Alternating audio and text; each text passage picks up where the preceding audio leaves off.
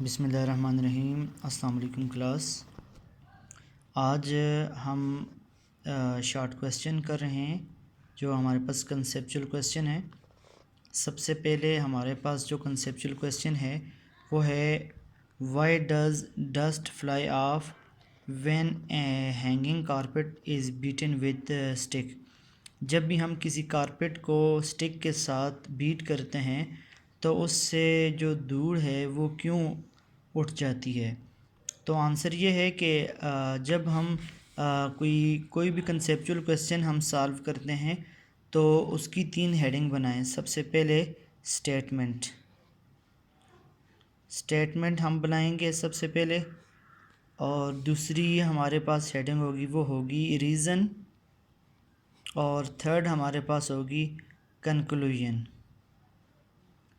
ये 3 हेडिंग्स होती हैं शॉर्ट क्वेश्चन जो हमारे पास कंसेप्चुअल क्वेश्चन है।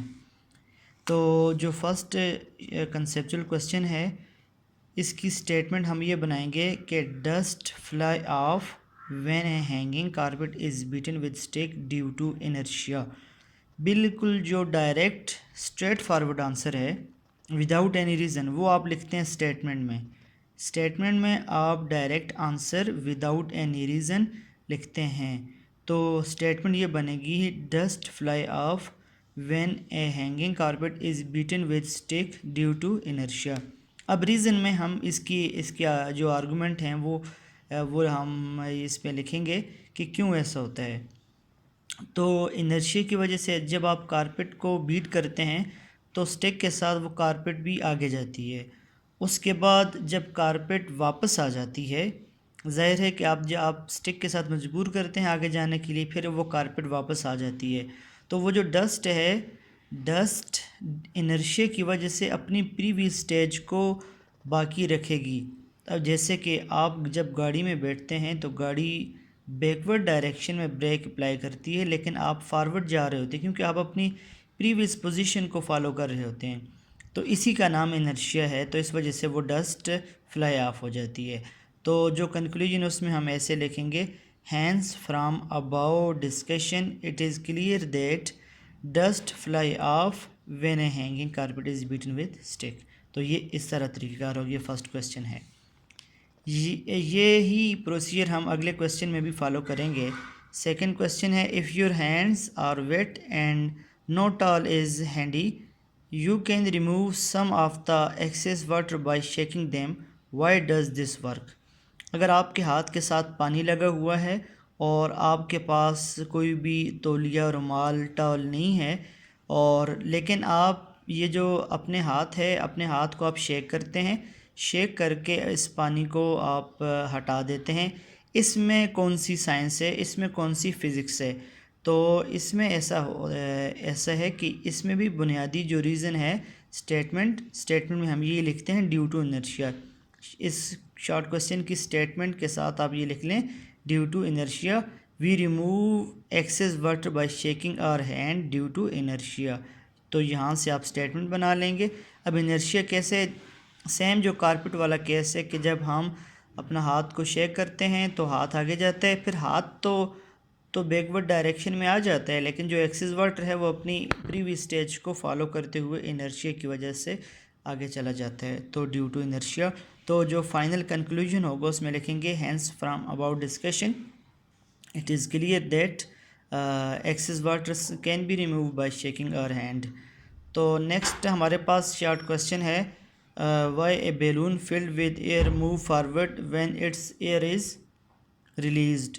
तो इस शॉर्ट क्वेश्चन में हमसे ये पूछा जा रहा है कि जब कोई गुब्बारा है उससे हम हवा निकालते हैं तो वो फॉरवर्ड डायरेक्शन में क्यों जाता है। तो वो फॉरवर्ड डायरेक्शन में क्यों जाता है। तो सिंपल है कि in order to conserve law of conservation of momentum, Newton third law ये कहता है हर एक्शन का एक रिएक्शन होता है which is equal in magnitude but opposite in direction.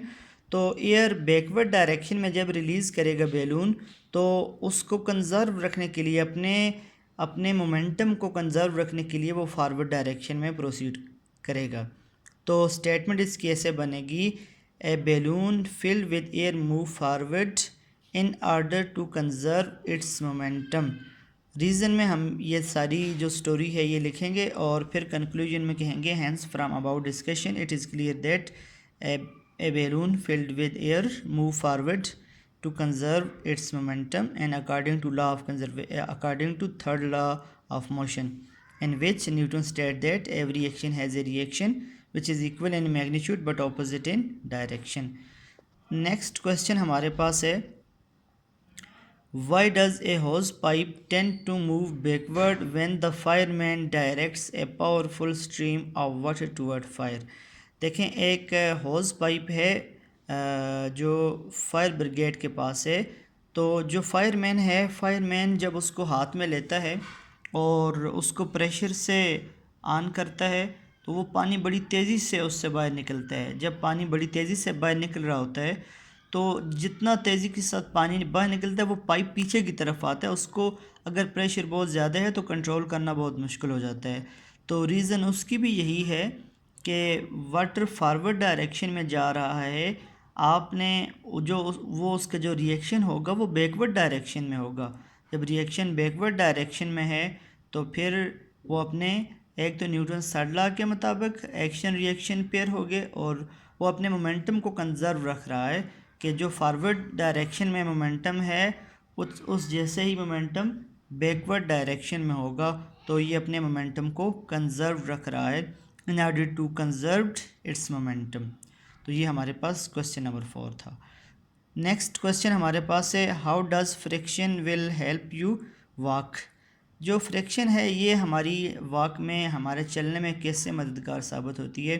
देखें फ्रिक्शन को, ये फर्स्ट पार्ट है इस शॉर्ट क्वेश्चन का। सेकंड पार्ट फिर अलग होगा, इज़ इट काइनेटिक फ्रिक्शन और स्टैटिक फ्रिक्शन। तो देखें फ्रिक्शन को डिफ़ाइन ऐसे करते हैं, फ्रिक्शन एक ऐसी फोर्स है जो कि हमेशा अपोज करती है। Friction is an opposing force, हमारी मोशन को जो फोर्स अपोज करती है ये वो वाली फोर्स है फ्रिक्शन फोर्स।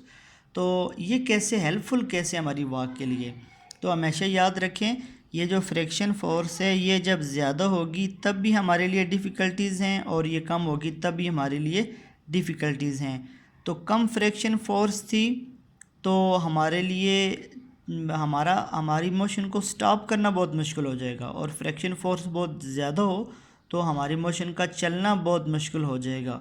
तो जो स्मॉल फ्रिक्शन फोर्स है वो भी डेंजरस है और लार्ज फ्रिक्शन फोर्स भी हमारे लिए डेंजरस है। तो जो एक नॉर्मल फ्रिक्शन फोर्स है, जब हम हमारे फुट हमारे शूज़ जब अर्थ पर लगते हैं तो वो अपोज करते हैं, जिसके मुकाबले में हम आगे फॉरवर्ड डायरेक्शन में प्रोसीड करते रहते हैं।